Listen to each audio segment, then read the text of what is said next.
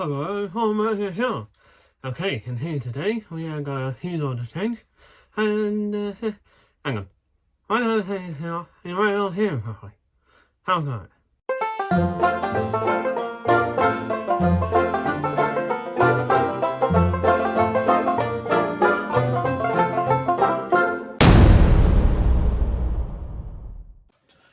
Hi guys, welcome back to the channel.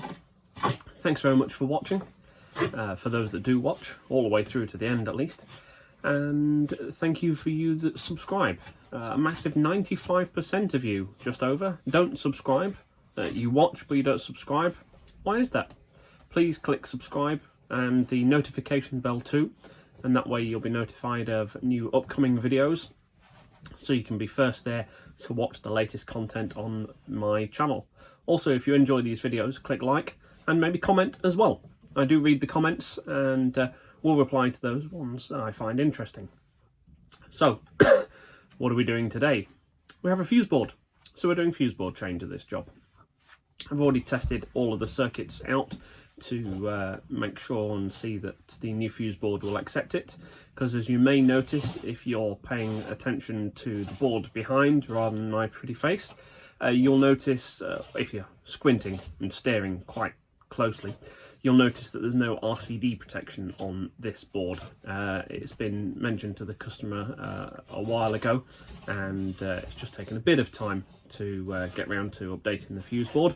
And so here we are today, and we're going to change this. We are fitting a Hager board, the VML 118 SPD. Stickers on the side there. There you go. Might be able to see. So it's the Hager board main switch 18-way board. There's currently 11 circuits here, and so just give them some extra space. They may want to do some possibly solar here at some point, potentially. Possibly two electric vehicle charging point at some point, maybe, dependent.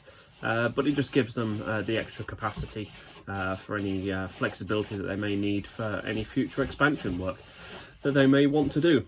And of course it's got the SPD included, because as you can see it is quite tight. This is the 11-way board, and there's obviously the meter. So what I'm going to have to do is come down here into this space here to mount the new board. We are going to put it on some fireproof MDF. Nice bit of that. Space it away from the wall ever so slightly with some galvanized couplers. Just space it off, and then the cables will come in through some 75 by 75 trunking that will run along here, and then the cables will drop out of the trunking into the back of the board and hopefully look very neat. And of course we are using, because nowadays is the only way to go, we are using SPDs, we're using RCBOs rather. So it's an RCBO board that's going in here, and these are the latest ones from Hager. You can just see type A, very important, and these are the Hager miniature ones. Hashtag Hager gang. Fit a Hager board as long as you're qualified and competent to do that, of course, and use the hashtag, put it on social media, and they'll send you out a t-shirt, such as what happened to me. That's what I did. So anyway, so yes, we're fitting a big Hager board here, so let's crack on and let's do it. And that's much better. You can hear me without the mask. So here's the board. Let's open the box and take a look. All the usual bits. I must say, I do like the way that they've done their little stickers. They've really thought about it with the extra details and things that they have in. It looks so much more professional that way. Bit of packaging.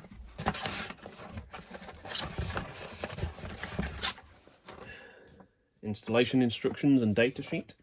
And here's the board. So let's get it out. The little thing for tail clip.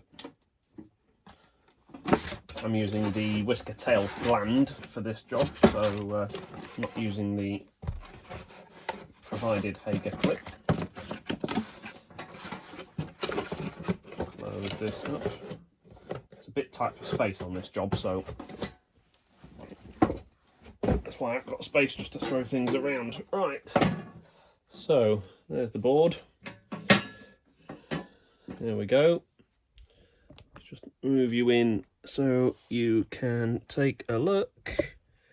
And there you will see the main switch, 100 amp, and the SPD. And there's the data badge, VML 118 SPD. So, whip the cover off, and what I like to do is try and get this mounted centrally on the board. And then I need to knock the knockouts out of the back of this, mark where they are, drill the MDF, then screw the board to the wall, make sure that's all tight and safe, and then screw the fuse board to the unit, to the MDF once it's on the wall, because MDF and board weigh quite a bit when you're trying to hang it on the wall and get the measurements and everything all okay. So it's a bit of a faff to do, but once you've done it and once it's in place, it looks so much better and neater, and then everything, it has that sort of extra fire protection. This is what we talk about when we say we're going a bit sort of above and beyond, not just sticking to the regs. I could just bolt this straight to the wall and have all the cables coming in the top. Nothing wrong with that. But think aesthetics, when you have some trunking running along the top, this, you'll see no cables, you see no glands, apart from a gland at the side for the meter tails to come into. It's just that tiny bit better. And personally, I believe it's worth paying that extra just to sort of get that level and quality of detail. I say, nothing wrong with you guys if you put glands in the top and do it that way. I've done that on some jobs with the space and the budget I've had with things, so yep, there's nothing wrong. But this is how I choose to do it on this job. Put the comments down below and let me know what you think. The other thing I like with the Hager boards, and I noticed this on one of the other boards I fitted, is that they give you the torque settings nice and neatly. I know Fusebox give them on the actual earth and neutral terminal bars, and they give them on the breakers as well. Here they give them as a nice neat little sticker just on the fuse board cover. But yeah, I like Hager. Having seen Artisan Electrics give him a look, Artisan Electrics, or Tools number 4 Sparks as well, that's his other channel, Jordan there, give him a hello. He's kind of swayed me to go back to Hager. I was fitting Hager as their dual RCD boards, and now of course that's a bit sort of last century really. That is my bronze package of fuse board changes that I offer customers. This is the gold standard, and with RCBO and SPD, and then I have a silver option, which is just a straight RCBO board. That's how I operate. As I say, nothing wrong if you operate differently to that, as long as you're complying with the regulations and doing it all safely. This is just how I choose to do it. So let's whip the cover off, let's get some things marked up, and let's get this board up on the wall.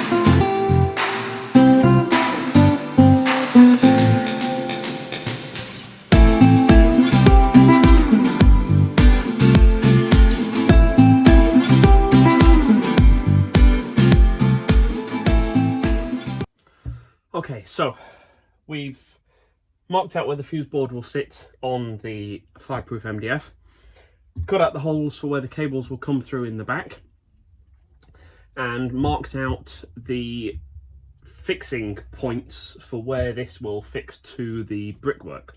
So now we just have to mark them on the brickwork itself, drill a brickwork, and then get the screws, spacers, fit the roll plugs in, and actually attach this to the wall.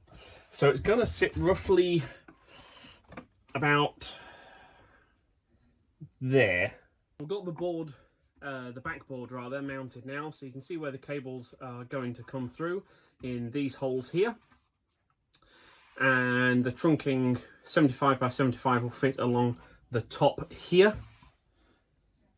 And then there'll be a hole cut out the back of the trunking, and then the cables will run through the trunking, through that hole, and then through the back and into the board. So next thing to do is to drill out a hole for the meter tails gland on the side of the board, and then mount the board onto here and start filling it with RCBOs and dressing some cables in. So the fuse board is now attached to the backboard, all safe, all secure, sits there nice and neat and is level. Always important to get these things level. Get yourself a good decent spirit level. I'll put a link in the description below for this Stanley one so you can buy. There you go, right in the middle of the lines there. So as I said earlier, this is the Hager one with your SPD, and whenever you need to replace the SPD, you just detach, take the module out, go and buy a new module. And you can see there, it's a green symbol currently. When it goes faulty, it goes red, and you just need to replace it. For further details and info, if you want any more about SPDs, surge protection devices, what they do, how good they are, all of that sort of thing, John Ward, over on John Ward's videos. Hi there, I'm JW. Go and have a look at his videos and on surge protection devices, and he can explain in much better detail than I can about surge protection devices. But anyway, so that's what they have on this board, the Hager VML 118 SPD.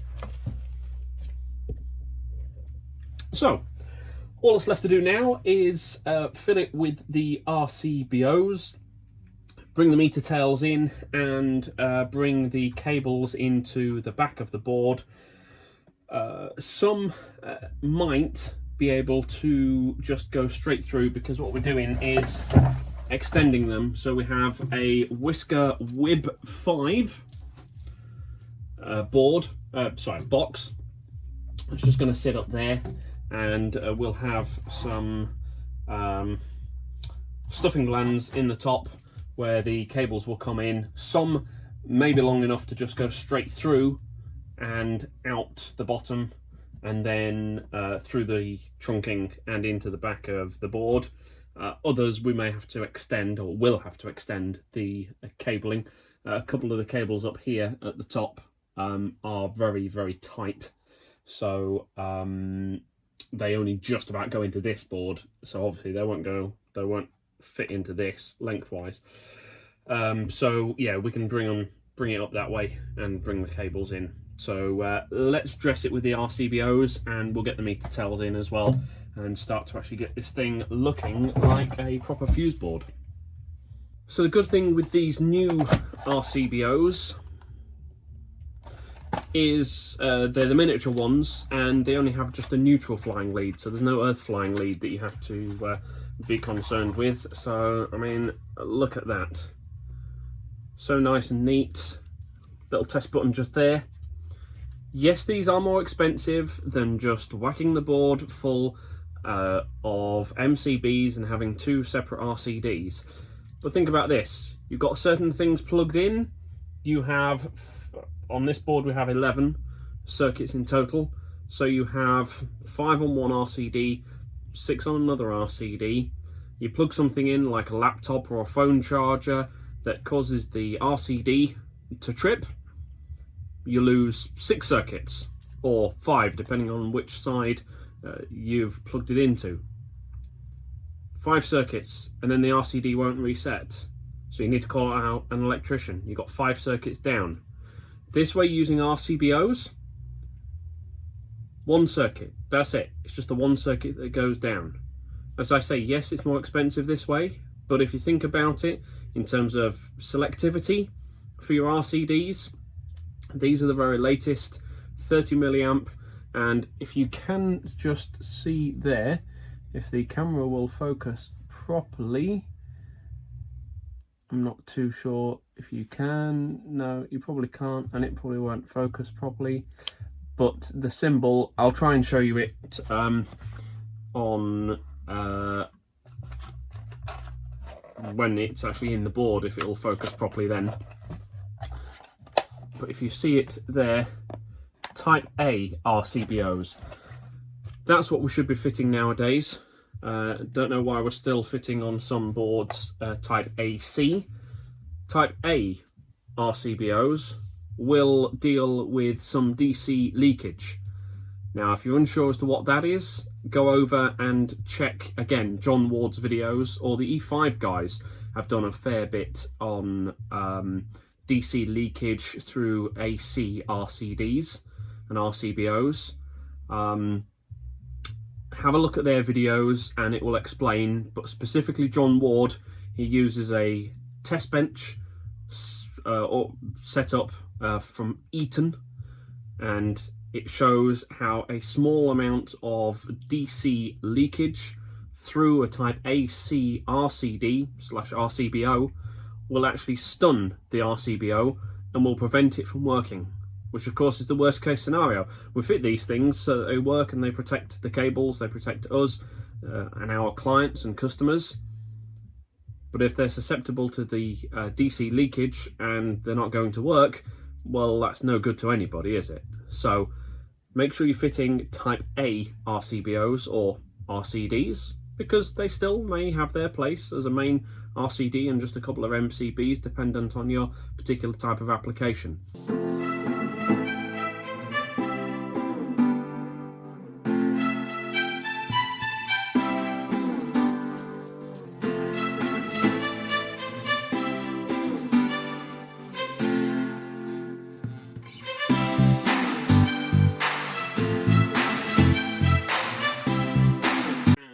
Looks like with the cover on and now all the breakers in and the blanks as well.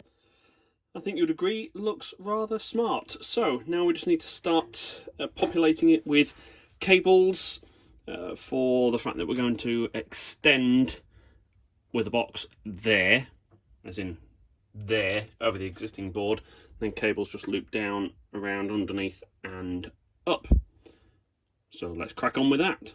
This is where we're up to now. So the new cables are into the board and dressed inside the board for all the RCBOs.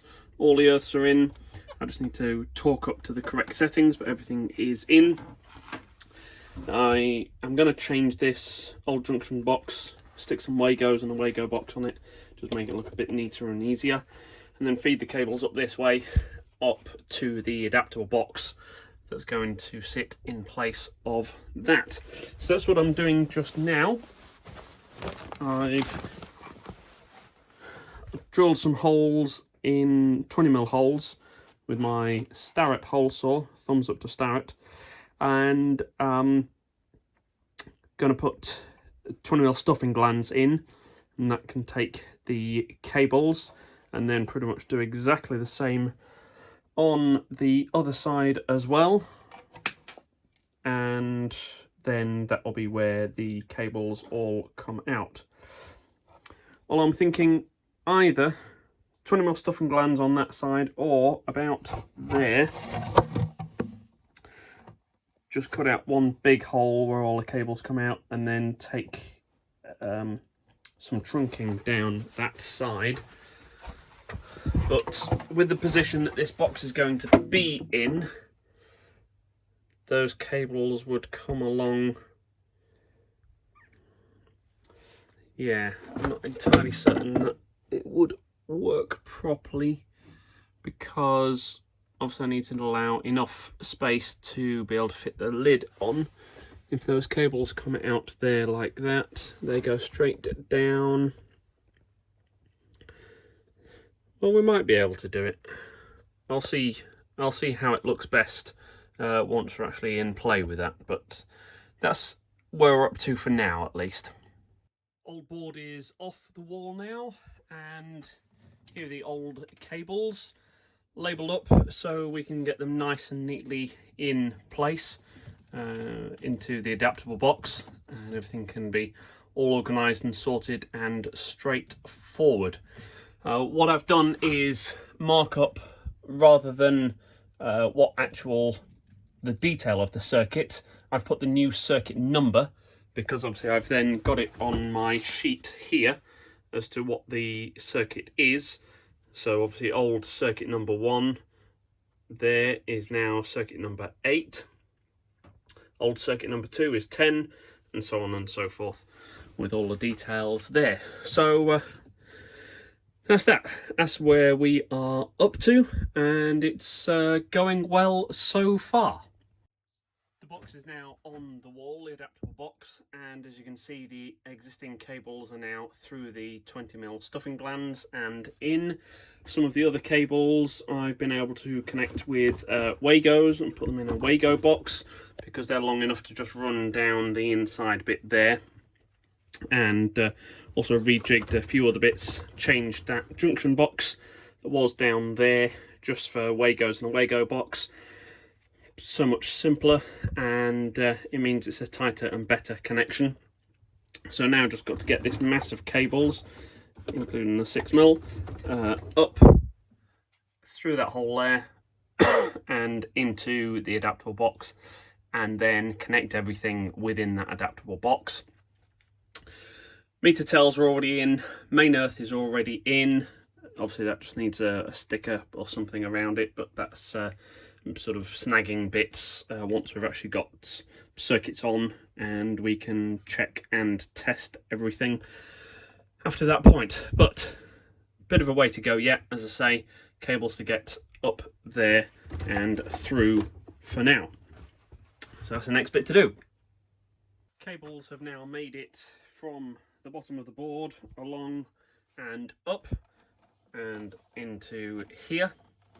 What I'll probably do is put some strap band across just here, just to sort of hold it back, dress it a bit neater, and that is that. So now just to Wago all of these together so they're all connected nice and neat, and leave some sort of indication on the cables as to what's what as well, for if we ever need to go back into there for anything, or disconnection or testing or whatever it may be, that can be done.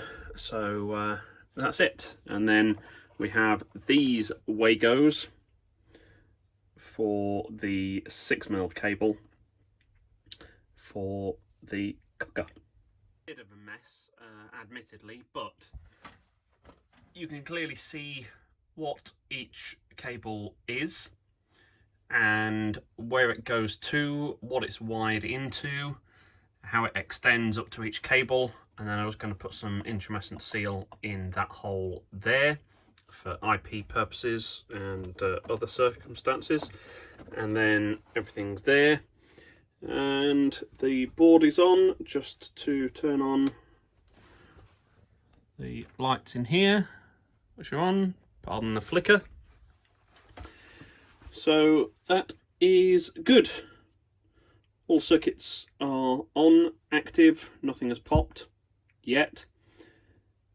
Just some more tests to carry out. Obviously got to do all the RCD tests for 11 circuits, so that'll be a bit of time ploughing away through that. But obviously the bonus with it being RCBO boards, obviously it's just the one circuit that you're testing at a go.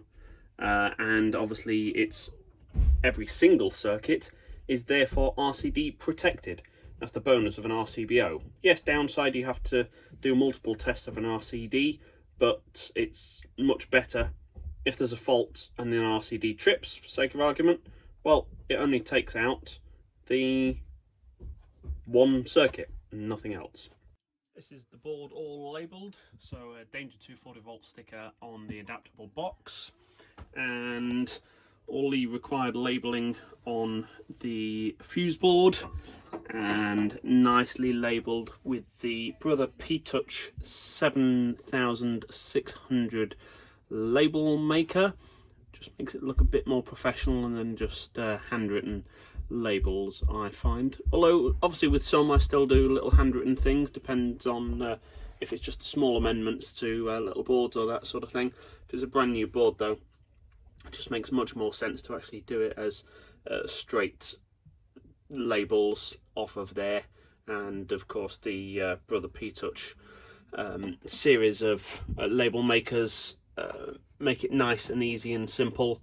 I think it's a setting called Port, or I think it's Port, allows you to actually get labels that are the same width as a circuit breaker or an RCBO, so you can actually just get a nice big array of labels there, and it'll just print it out, and as I say, it just looks a bit more professional. And that's us done for this one. Another Fuseboard change, Hager VML 118 SPD, remember that, is done and dusted. So we'll see you on the next one. Thank you very much for watching, guys. Don't forget to click like and subscribe, and we'll see you on the next video. Take care. Bye bye.